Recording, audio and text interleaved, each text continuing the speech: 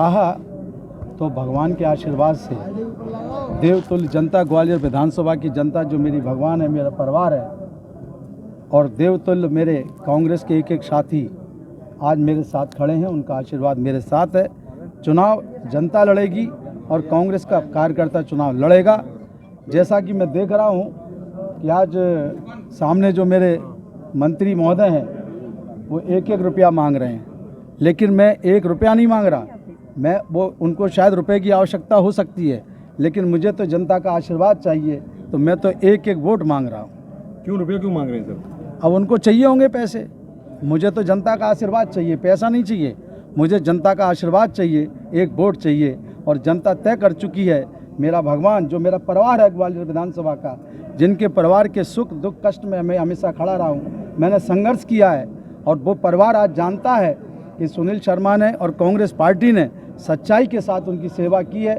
और जब कोरोना काल आया, आपने देखा कि मैंने अपनी जान की परवाह नहीं की। जहाँ भी मेरे परिवार में कहीं कष्ट आया, मैं भागकर वहाँ पहुँचा। लेकिन मेरे जो सामने खड़े हैं वो उस समय बेंगलोर में बैठ के सत्ता का खेल खेल रहे थे और मैं जनता की सेवा कर रहा था। तो उनको 1 रुपये का वोट नहीं चाहिए, 1 रुपया चाहिए।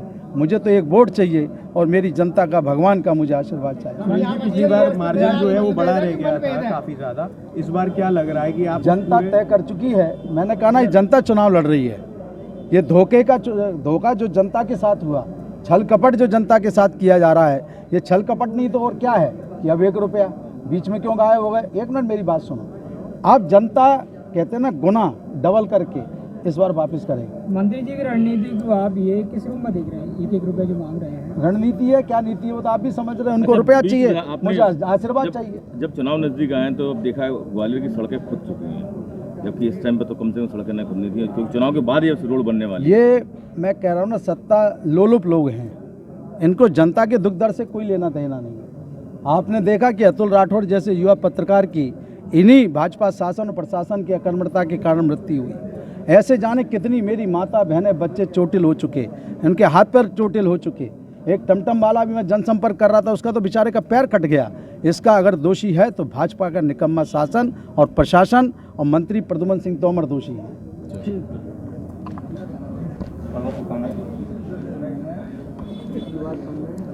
तो ये थे सुनील शर्मा जी, प्रत्याशी हैं पूर्व से, और इन्होंने पर्चा दाखिल किया है, कांग्रेस के प्रत्याशी हैं।